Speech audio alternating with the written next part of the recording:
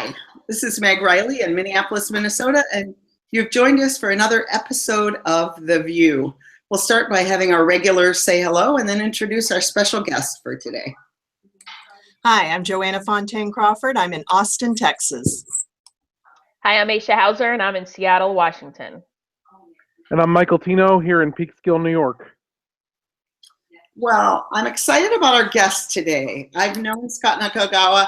We met in 1992, I think, right around the time that Oregon was melting down with that horrific ballot initiative. We had Donna Redwing on last week, so it's been kind of old home week. But Scot has just always been a very provocative thinker and made me, in these 25 years, really think about things from a lot of different perspectives. I thought I'd read a little bit of a Facebook post that he made the other day that someone turned into a blog and published. Scot is one of those people who has a salon at his Facebook page, and there's always a really rich and interesting exchange going on. But this is by way of introducing him. The I is Scot, as I read it. So Scot said this: I've spent the past 4 decades as a community servant and advocate. I've run a food bank, managed clinics for low-income people, served as a tutor in literacy programs, and as an executive in philanthropy. I've organized electoral and community-based campaigns, wrote grants, asked literally thousands of people for donations, and even more than once climbed through the open window of a home to interrupt an act of child abuse in communities so remote that police could never be expected to react in time. My story probably sounds like your story if you're a late middle-aged social justice advocate. The 80s were rough. Over those same years, I've also cultivated a role for myself as a movement intellectual. However small my sphere of influence, however meager my share of knowledge, I share what I know and am coming to know. I read and write, listen and discuss, and make half-baked proposals in hopes of receiving critiques, choosing as I do to view criticism as an ally in my lifelong battle against my own vast ignorance. And Scot goes on in this blog post to talk about how anti-intellectualism is really killing the social justice movement. And so he's often lifting up provocative ideas. Let's start with this one, Scot. What do you think, if we paid a little more attention to some of what we could have known, how do you think this moment we're in could be different right now? Like, what do you wish people knew that you've seen them not paying attention to lately in the social justice movement? Well, most of my work involves, resourcing and supporting grassroots organizations, community-based organizations. I'm a bottom-up person, right? I want to create social change from the bottom up. And I've found over many years now that at that level of organizing and activism, that people are often kind of afraid of power. And because I think they don't quite understand how power works. And I think that people have a difficult time of assessing where they fit into a very complex society that is filled with flawed institutions that nonetheless provide us with some protection, so that we should criticize them but not just discard them. I just think that there's a difficult time that people have in making real assessments. My sense of that, though, is that to some degree or another, we've always been that way, but that the problem has become particularly acute since the 80s, since the election of Ronald Reagan, and the way in which that change, that sea change, the rise of the right, forced progressives into kind of a defensive posture. We became pragmatists, and we stopped talking about causation. We started to talk about outcomes and not process. We started to name wins that we really once thought of as compromises, and basically in the hopes of retaining some ability, some traction to move the kinds of policies and change that we want. We lost track of the story we need to be telling to the communities that we're working in order for them to understand where they fit into systems of power. So, I see it as my role to do that. I don't think of myself as the brightest person that you'll ever meet, but what I do know is how people who are ordinary folks who work in organizations understand and see the world. And so I think of myself as kind of a filter. There's a lot of brilliant stuff out there. I filter out all of the things that I think might confuse people and focus on the things that I think might help them move forward so they can reach for those things on their own. So it seems to me that a lot of what's called intellectualism is tearing things down. It is not using intellectual capital to build or to imagine and construct. Would you share that? Well, you know, we've been spending a whole lot of time on defense, you know, ever since the 60s, really. And when you're in a defensive posture, criticism is your friend. You know, it helps you to understand your opposition and how to approach it. The problem is that, you know, when criticism becomes all you do, you start to lose track of the need to articulate a forward-moving vision, right? So we become critics. And particularly now, at a time when people are reaching for change and looking for profits, we find ourselves with a deficit of profits. Yeah, or sometimes very, very vague, like love each other. Prophets that don't really help you know how to live particularly well, and how to use power. I think that I really agree with you that the understanding of power and how to use power in a compelling way has been. I see a lot of Unitarian Universalists who have a lot of power collectively, and a lot of influence, you know, people really with individual power in the world not having a clue how to use it collectively. Not having a sense of what we could do together that we can't do individually. How do you think, where have you seen the most successful grassroots movement use power in ways that you found really compelling? Well, you know, there are a couple of different instances I can name. The first one, though, is a kind of a sad instance of the way that the religious right has, you know, expressed itself as a grassroots movement. One of the things that they do really well that we don't is storytelling. They recognize that the transformation of communities happens at a cultural level, and are in their activism also cultural workers. So they work through pre-existing cultural institutions like churches. They infiltrate those institutions when they aren't already present in them. They transform them in ways that make them into vehicles for them to be able to move power and as platforms for profits. So they, for example, took over, you know, local Republican Party organizations all over the country by running stealth candidates for various different kinds of offices, and also just by joining up, right, and becoming the critical mass, the most active minority within the party. And by doing that, demonstrated what a small group of people can do if they're determined enough, and captured control of those party organizations, and then start to use them to articulate their agenda. So whereas, you know, on our side, we tend to spend a lot of time building community-based organizations and nonprofits.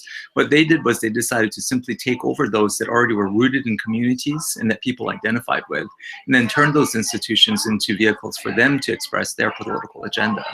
So that's one really good example. Another one is in the movement for Hawaiian sovereignty, I think. The movement for Hawaiian sovereignty, when I was a young person living in Hawaii, was mostly articulated as a cultural renaissance. And so you see there's kind of a theme here, right? That cultural renaissance was one of reclaiming and articulating for the public what it meant to be Hawaiian, in a context in which Hawaiians had been humiliated and marginalized and politically disenfranchised.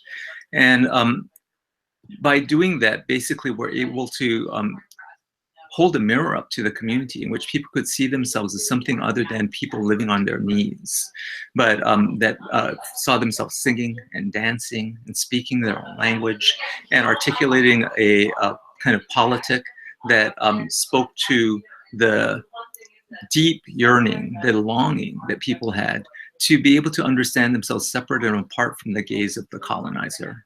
And by doing that, we're able to actually build a political movement that now is in one of the most influential political movements in Hawaii, and certainly in the Native Hawaiian community. Sovereignty organizations are among the most trusted institutions. So in spite of the radical politics, people who even oftentimes think of themselves as culturally conservative, nonetheless identify with those institutions because that connection was made at that deep cultural level. I know you spend a lot of time thinking about intersectional politics with race, class, and gender, and we're all living in the horrific wake of intersectional politics of people who are homophobic, misogynistic, and racist.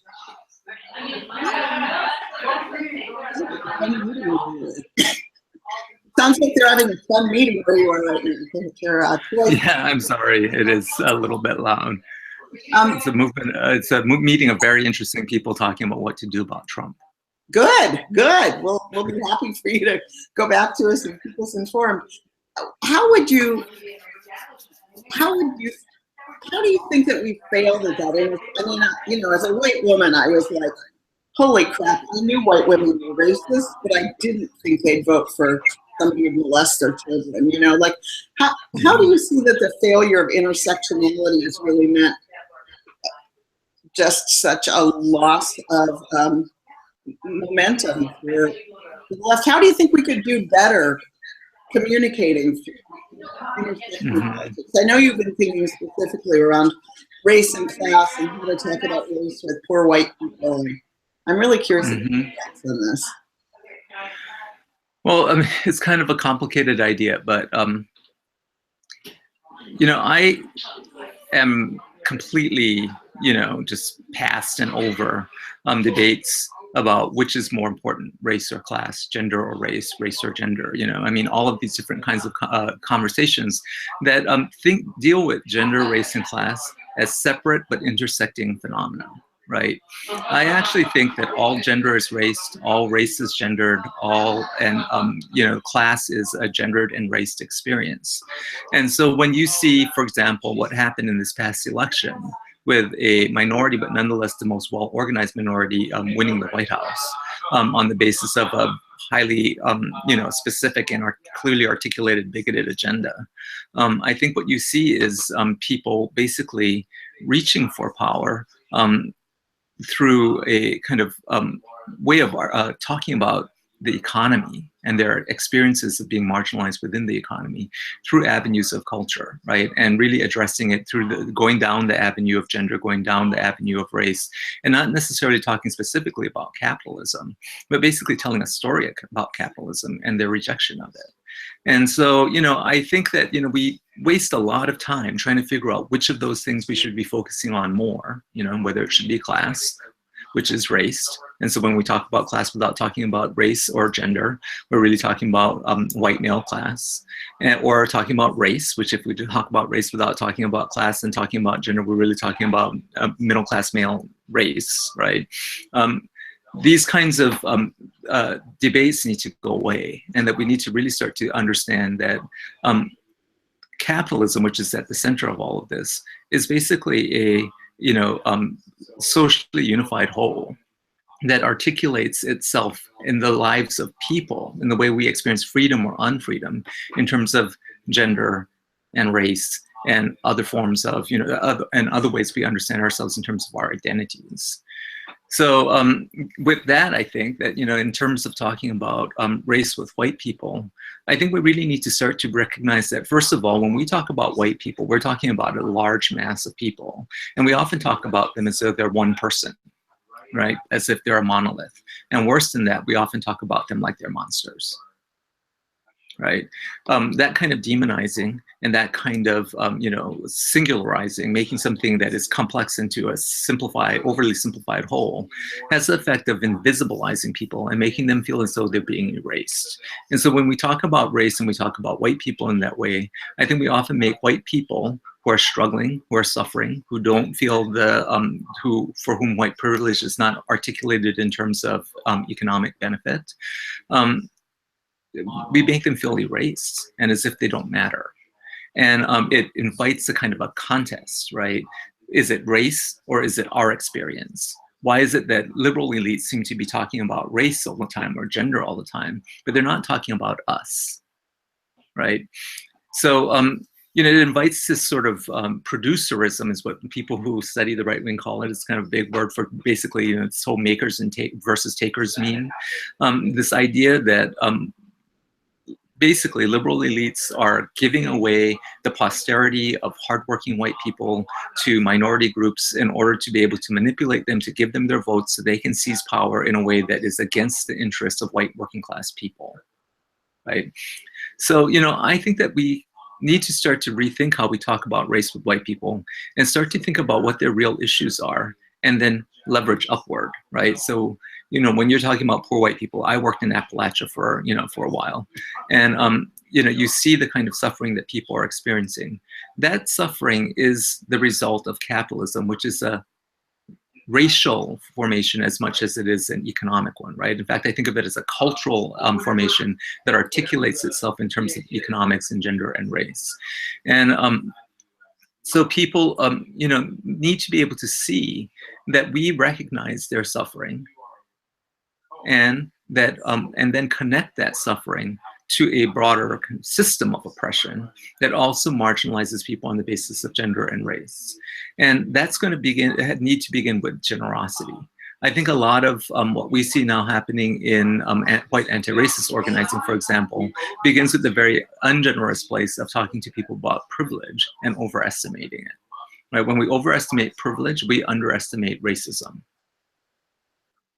So, I think it's incredibly important. Can you say go more? ahead. Can you say more about that? When we underestimate privilege, when we overestimate privilege, we underestimate racism. Can you say more about that? Well, privilege is like permission. It's not the same thing as the power to give it, right? And so when we objectify privilege, which is what I think we do, and we make it into this thing, it's like a club. It hits other people over the head. It's something you have. It's something you own and control, when in fact that's not at all the case.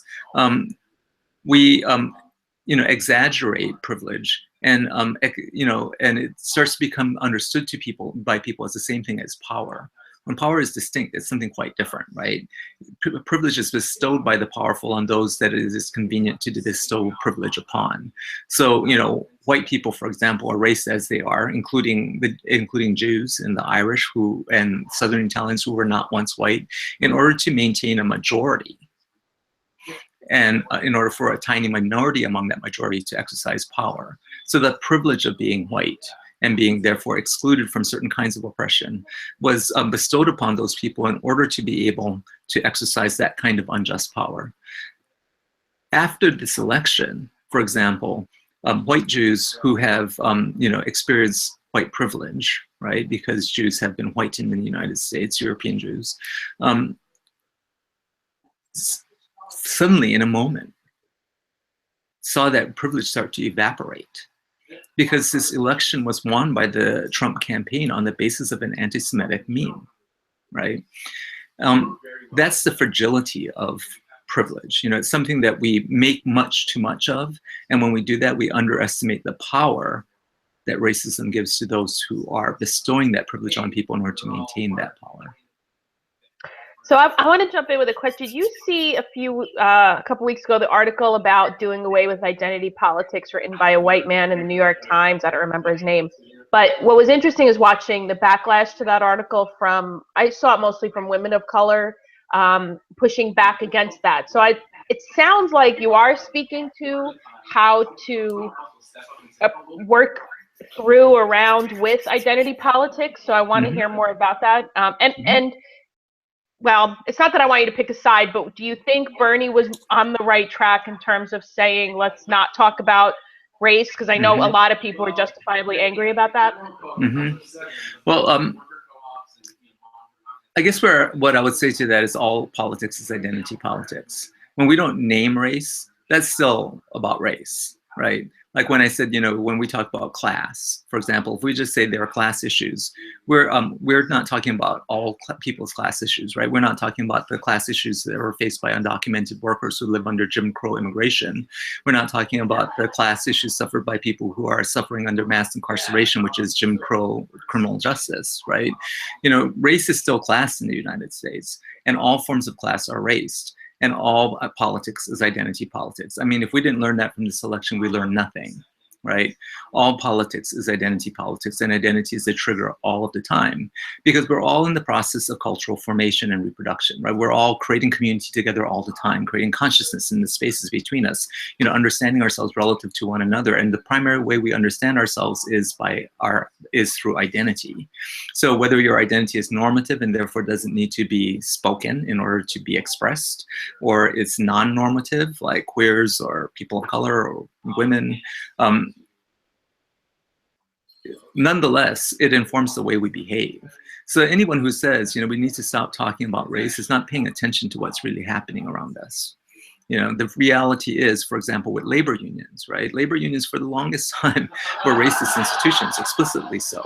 And that legacy we still see articulated, right? And the inflexibility of labor unions in dealing with things like, you know, the domestic worker loophole or the farm worker loophole, where fast-growing parts of our economy, people who are working in home health care and who are domestic workers, people who are farm workers, have been excluded from traditional labor unions. Now, we see the real problem with that, right? Where labor is now being threatened with the potential of national right to work.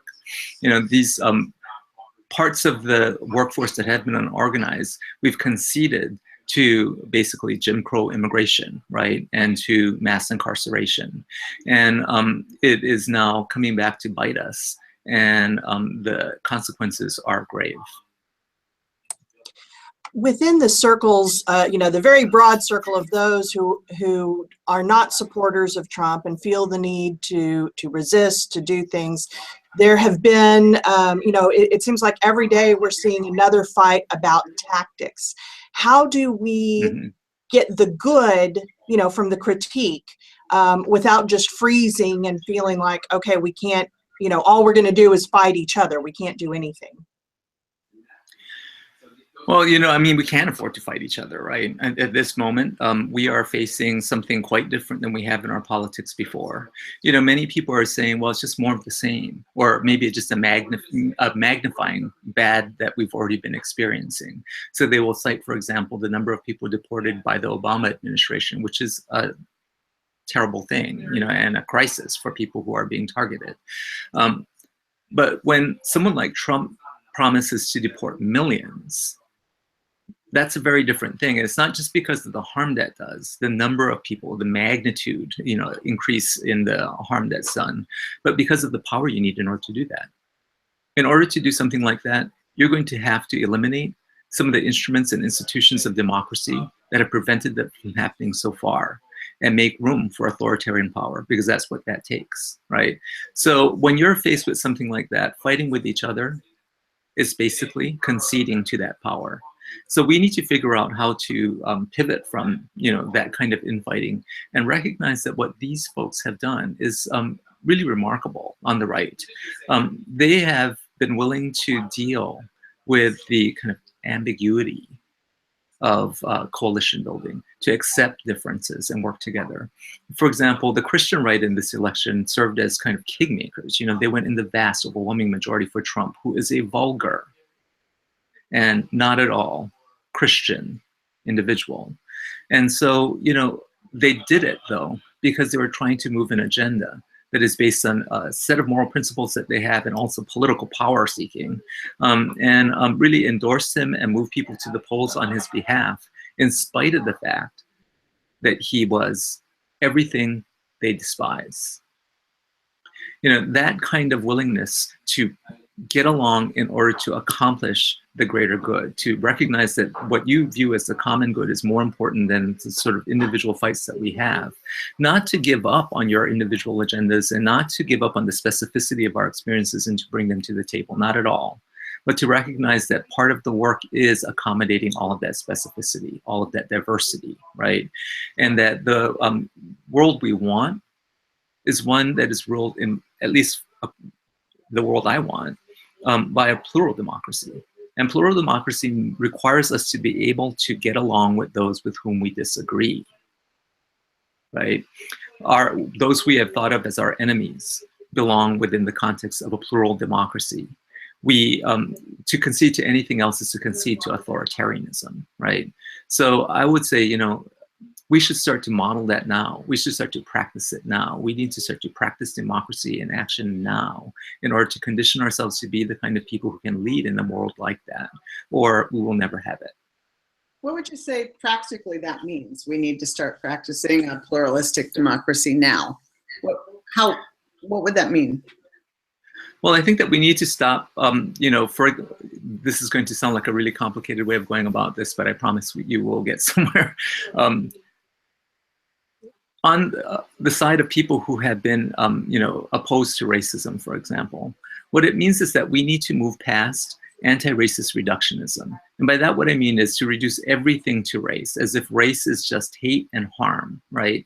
To recognize that actually what weaponizes racial prejudice is the power of institutions and the force of, real power consolidated within the economy and our political system. And that real power is also having a tremendously negative effect on white people. Right? We see these death rates escalating. We see the concentrations of poverty building and expanding. We see what happened in the Rust Belt, the kind of alienation people have experienced. The power to do that was consolidated through race. If people participated in it, well, we all participated in it to one degree or another. We need to have the generosity to look past that idea that those are our enemies and recognize that they are, in fact, not our enemies at all.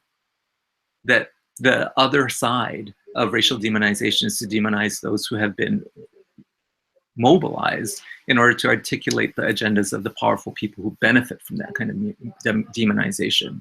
When we demonize people, we objectify them. And when we do that, we lose track of how they are actually organizing against us or being organized against us. And we lose track of the diversity among them. That diversity promises a lot, because when you start to look at it, you start to see points of connection. And you also start to see points of disagreement. So when we talk about right-wing, movements, for example, they're not led by people who are all of one mind, right? There's a lot of diversity of opinion and differences of belief. When we think of them as being just one giant force that is unified against us, we fail to see the ways in which they actually are in a constant argument with each other, an argument that we could enter into in order to try to exacerbate those decisions and, open our arms to embrace some of the people who would fall over into our side. How do you think religious voices could move things in a helpful way? Progressive religious voices, given the religious fervor that at least some of this movement still holds, although that's not visible particularly right now. But I'm presuming Pence is in charge, and certainly for him, it's a very radical conservative Christian theology that's at work. Well, the reason why I started laughing is because, we really need, progressive religious people on our side. And I think that for a long time, many of us have rejected that and need to rethink that strategy. I think, what we need to accept is that religion has been a part of human cultures for as long as we've known anything about human cultures, right? Every culture expresses some kind of magical belief system, some kind of spiritual life, some kind of, eventually, throughout the course of history, those things get articulated through religion, right? And so it seems to me a very human inclination to reach for that experience. And to deny it, I think, is to try to go upstream against something that actually is potentially our friend. And so for all of you who are, like me, skeptical of institutional religion, I think, we have to remember that those institutions contain people. And those people are going to those institutions to seek community. And that, by rejecting them, we are making sure that they will not be on our side. So, but I do think that we need to start to articulate arguments against what the other side is doing that are rooted in a kind of moral belief system that is relative to and connected to and supports our political agenda. And I think that one of the ways that we can do that is through working with our religious partners in order to be able to try to figure out how do we claim these things, right? For years, I worked with the World Council of Churches United States Urban Rural Mission, which was an effort to try to reconcile the institutional church to communities in struggle. And people within that group who come from a Christian tradition would say to me all the time, my God is the God of justice. The promise that my God brings is the promise of wholeness in our humanity, not in the next lifetime, just in the next lifetime, but in this one.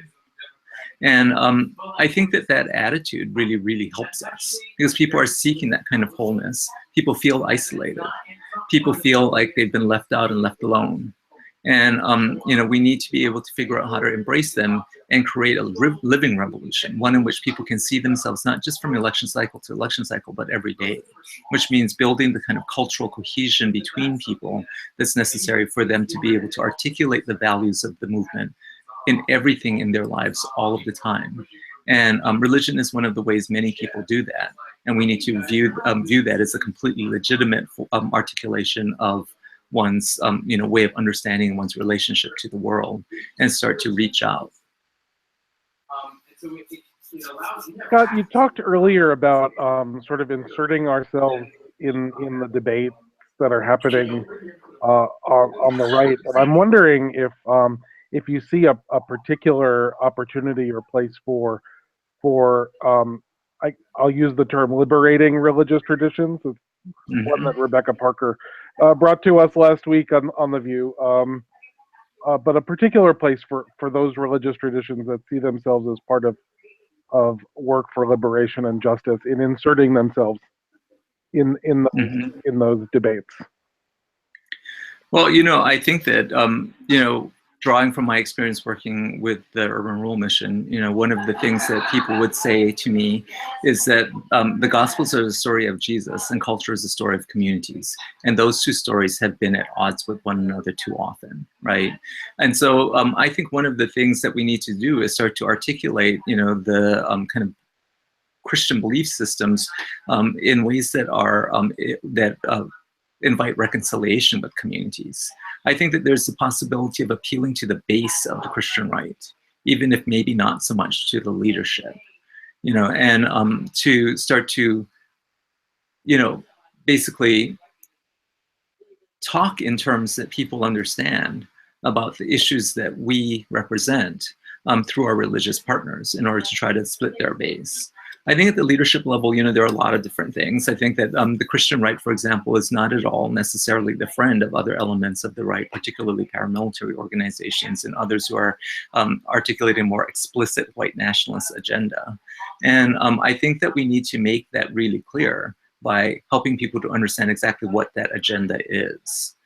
You know, there's also, I think, a powerful strain of anti-authoritarianism being expressed on the other side, and that I think that we need to start to talk about what that means. You know, what we saw in this election was a rejection of centrist politics and liberal elitism, right?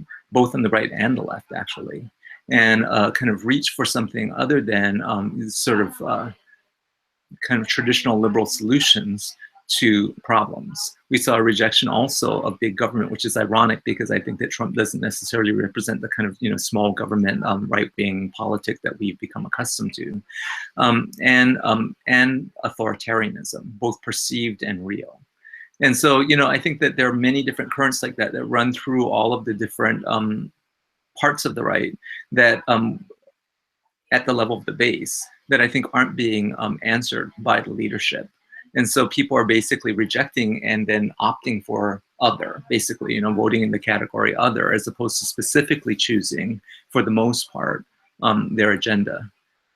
You know, we need to keep in mind that Trump only won a minority of the vote, right? Hillary Clinton actually won the plurality, and the majority of votes went to other candidates. And so, you know, the fact is that most people did not vote for Trump. Trump won with an electoral majority, which is basically just, you know, about organizing, right? The reality is that most people didn't choose him, and over 60% of people who didn't think he would win, which suggests that there may be a significant number of those people who are protest voters.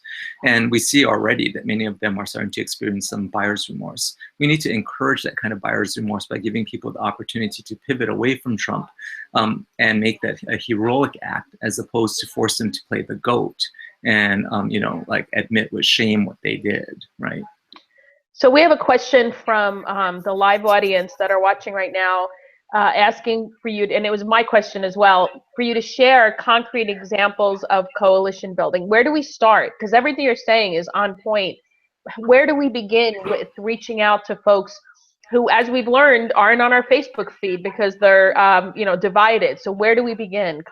What are some concrete steps? Well, the problem with coalition building is that, it always has to begin with the kind of coalition of those who are, most clear about where we need to go, right? In this moment, we need to, these are, so trigger warning, these terms are terms that in another generation were weaponized against us, but we need to build both the Popular Front and the United Front, right? So the Popular Front needs to be the broadest possible coalition. It needs to include moderate Republicans, for example. It needs to include everyone who recognizes the danger of this moment and the kind of authoritarianism that might be expressed through this administration. And that Popular Front needs to be, as diverse as possible. So it needs to include those who, for example, voted for Trump, but then have decided they don't want to go there anymore, right? That actually were able to overlook his bigotry in order to be able to reject liberalism. And but we also need the United Front. And I think that that's one of the places where we can really dig in and start to think about what we need to be doing. We need to start articulate what is the politic of this moment? How do we claim a place in the political struggles of this time that isn't just an endorsement of flawed strategies and flawed, kind of institutions. We were forced in this election by history, many of us, or at least this is how I see it, right, to choose Hillary Clinton. I did not wish Hillary Clinton to be president. I chose her because history demanded that we choose somebody other than Trump who had a viable chance of winning. That kind of having to choose the lesser of two evils is a problem in that people recognize that really broadly, right? They recognize that there are no good choices here. And when you force people into that kind of situation, they get angry and they reject, right? So I think that the United Front needs to start to think about, exactly what it is that we represent moving forward. How do we build an alternative to this? How do we capture the, kind of currency and the meaning of this time?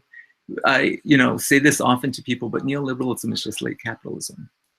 We're already in the middle of a giant transition. Whatever will happen next will not necessarily be just a natural evolution into something better. It could get to be something quite a bit worse. But in fact, we are in a time when many things are changing, and many of the kinds of political containers for our aspirations, nation states and local governments and whatnot are going to have to pivot really, really dramatically. We need to be in there proposing an alternative to what's happening now, because keeping it the same is not going to be a thing that's going to happen regardless, right? It's going to change no matter what. And so the people with the clearest vision of what the alternative should look like are going to win that argument. We need to figure out what that is within that United Front coalition. Just to get really specific, in the 80s, when I first got involved with fighting the right, I was one of many people who responded to a very brutal murder in Portland of an Ethiopian student named Mulugeta Surah. He was beaten to death with baseball bats and kicked to death, really, and beaten to death by neo-Nazi skinheads. Those skinheads were part of a much broader neo-Nazi uprising that was happening in the Northwest and around the country at the time. And in order to be able to respond to that situation, we had to build a coalition. The police weren't reporting on this adequately. They weren't responding to the situation by giving us real facts. They were telling us that, in fact, there were no real organized neo-Nazi groups in Portland, that this was just a minor marginal problem. They were drawing false equations between neo-Nazis and those who were opposed to them. And so we recognized that this wasn't going to be a simple matter of, groups getting together and going to law enforcement and demanding a solution, that we needed to build a kind of a movement in the city. And so we basically reached out to everyone who was opposed to neo-Nazi skinhead activity, which was most people, right? Almost everyone. Even the tourism board is opposed to there being neo-Nazi political groups running around beating people up in your city, because it's really bad for business, right? So we reached out to all of those groups, and we built a very broad coalition in order to be able to create the political space within which a smaller group of people could organize themselves to begin to explain what was happening to people, to help them understand why this uprising was occurring and what it meant that in a liberal city like Portland, we had this incredible problem, and connect that to the history of the state as a white supremacist and racially exclusionary state, to the kind of demographics of the state, the way that it attracted waves of white flight from other parts of the country because of the racial exclusionary laws, and then to connect that set of racial exclusionary laws to the kinds of policies that we have in place now that similarly attract that kind of base for reactionary politics. So, you know, we had to do research, we had to do a bunch of different things, but we couldn't do it without the space of that broad coalition in order to form a committee, basically, that then could do that work. But the committee then deployed itself to deploy what it was creating, the research documents and strategies that it was developing through a lot of different avenues. So we, for example, you know, helped to organize something called People of Faith Against Bigotry, that then organized themselves to do education through the pews and to mobilize their people when other groups were attacked, right? So you could do a mass mobilization if somebody's home was attacked or someone was, you know, brutalized in the streets or being threatened. And through those actions, people could come together and then see one another, you know, in candlelight vigils and whatnot, who in spaces that, you know, they were unaccustomed to, and in situations across differences that they weren't accustomed to working across, and find common cause. So we did that, and we did it through a variety of different avenues. You know, we connected ACT UP to Skinheads Against Racial Prejudice. We helped to organize a group called Antiracist Action and mobilize them to be able to, you know, kind of work in the alternative music scene where neo-Nazi skinheads were recruiting people and defeat them by competing for the attention of those at their immediate projected base of support. Right, using the symbols, using the language that they were accustomed to, working with local bands, and trying to build a culture of resistance that was happening in the music scene, where the intimidation of neo-Nazi skinheads was having the effect of a minority ruling a majority. But in little ways like that, we pieced it together. You know, by the time we were done, that we were, you know, well on our way, we still hadn't necessarily won any support from the local police. And, you know, some of us who were the more militant members of the group, I was in my 20s at the time and really wanted to just, you know, like go hand to hand, were calling for an escalation of tactics. But, you know, calmer people, you know, like cooler heads basically prevailed and convinced us that we should organize a major march. It was a March for Dignity and Diversity. And this was one of those times when we called the Popular Front to attention and then mobilize them in the streets.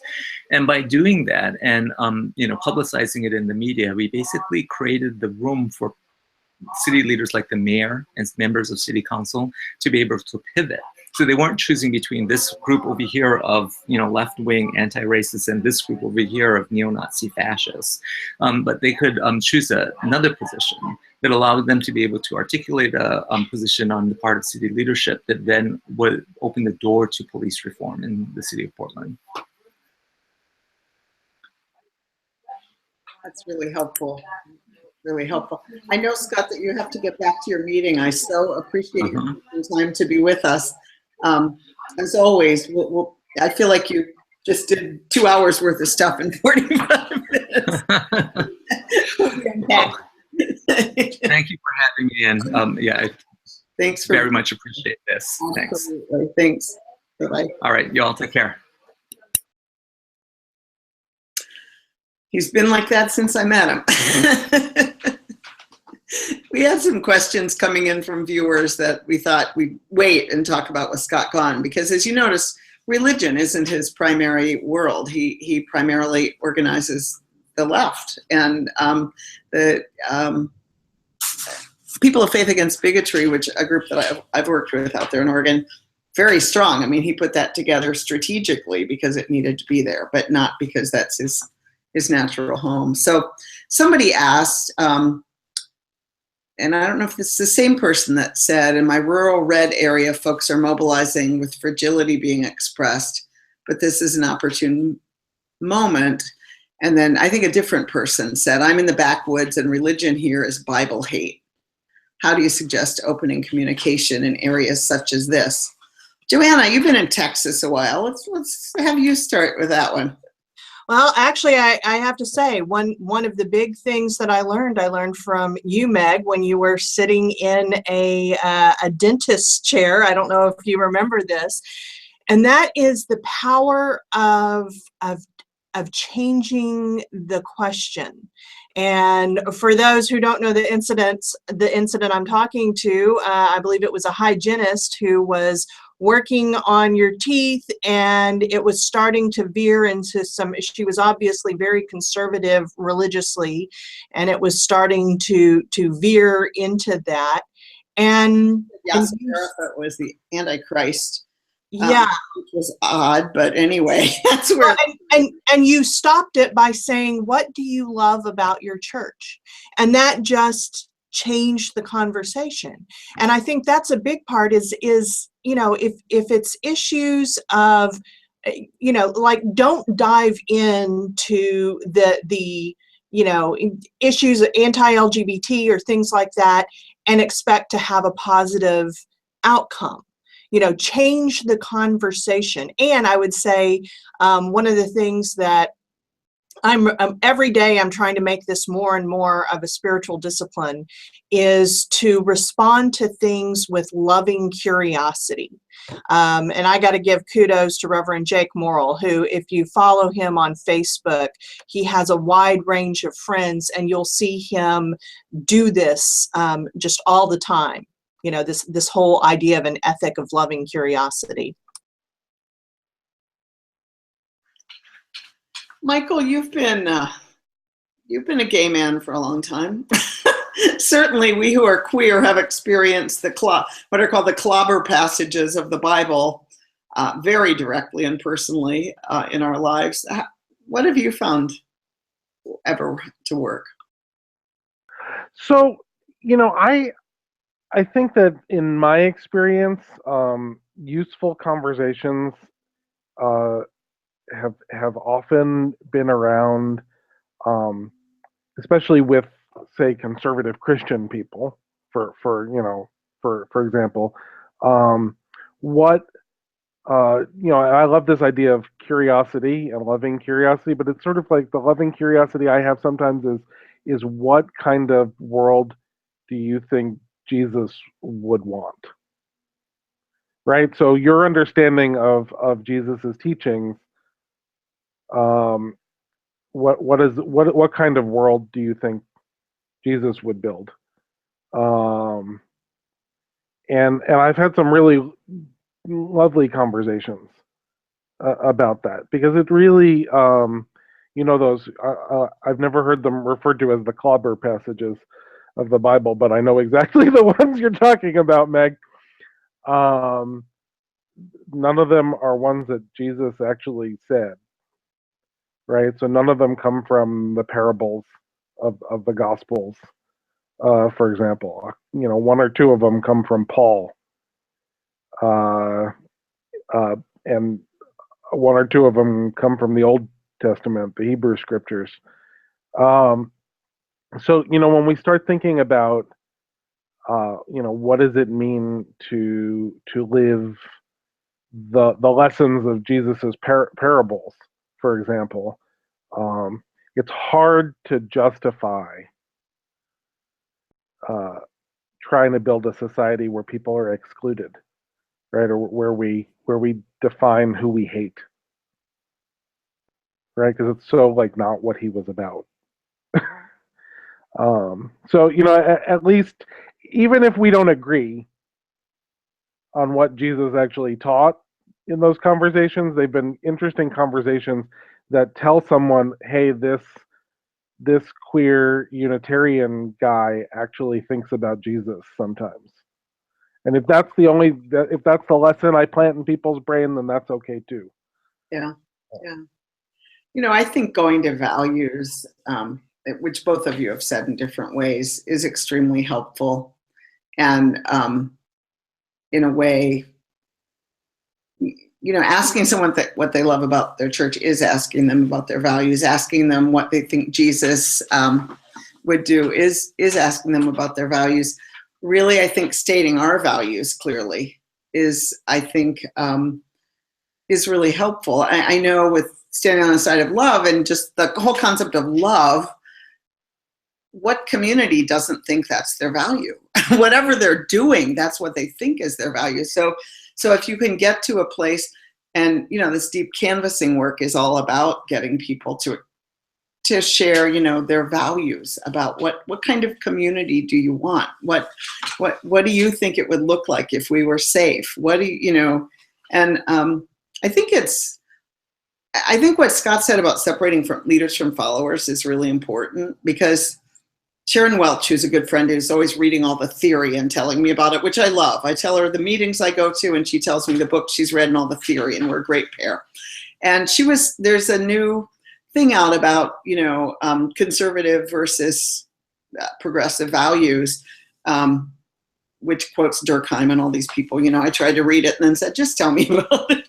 But anyway, it basically says one of the values of conservatism is exclusion and is, for lack of a better word, hate. And so at that point, it's really hard to have a conversation. But I think if you go to parenting or family or, I don't know. I mean, this is something I'm really struggling with. And I'm curious, the person who said that there's fragility and it feels like a moment in your rural community, the red area, what kind of fragility is being expressed? What are people talking about? I haven't heard the kind of remorse that Scott talked about, so I'm clearly not in the right places to be hearing it. So I'd love to know if other people are hearing remorse about what people see now versus what they thought they were elected. I'd love to hear about that. Meg, you bring up values, and no one who knows me is going to be surprised that that I will now reference Dolly Parton. As someone whose theology is decidedly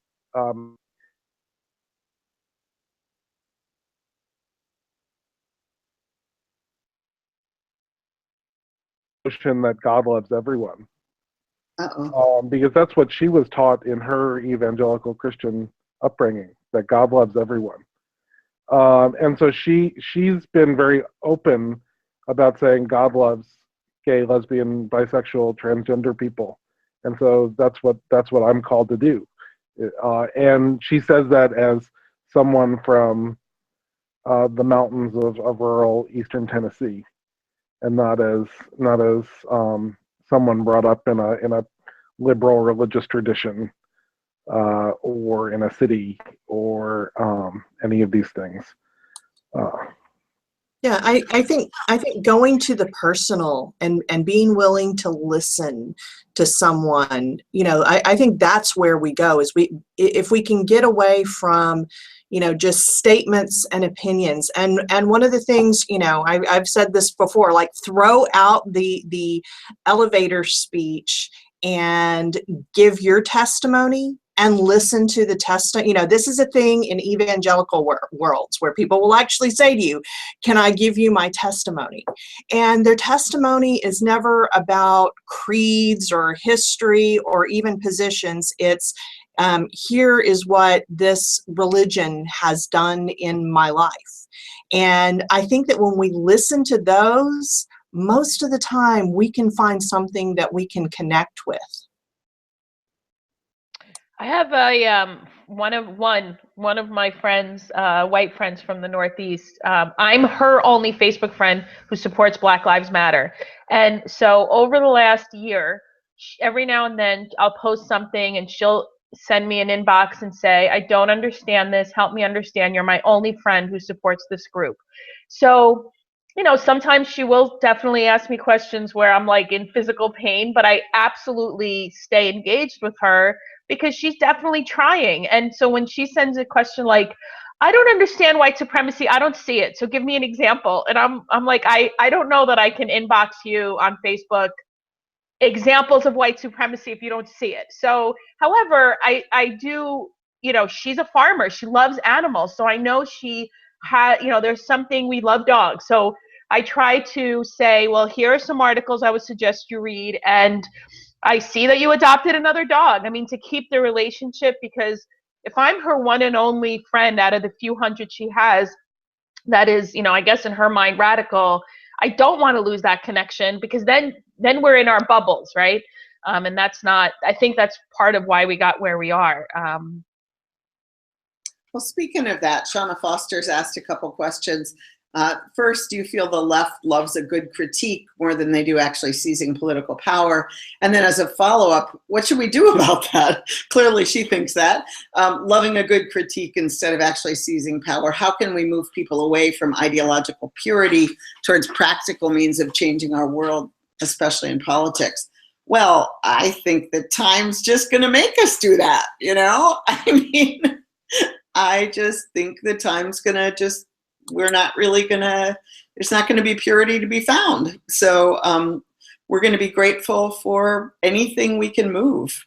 I was last night at the Minneapolis City Council meeting for 4 hours and trying to get them not to add yet more police officers, which didn't happen. They added $2.4 million more to the police budget and $500,000 to community solutions. And listening to them nickel and dime how to get $50,000 for women and $20,000 for youth. And it was sad. It just made me sad to sit there and listen. But, you know, at the same time, they voted to divest in Wells Fargo because of the Dakota Access Pipeline, and they put money, this was ironic to me, they put more money into the Civil Rights Office because there's a rise in hate crimes and they want people to be able to get help. And they're like, we don't know why people aren't reporting them. And I'm like, did you just listen to all those people of color talk about what happens when they call the police? And now you wonder why people aren't reporting hate crimes? Like, what planet do you live on? But time for people to speak was over by then. But I'm writing them letters now to follow up because they're people that I know on a city level.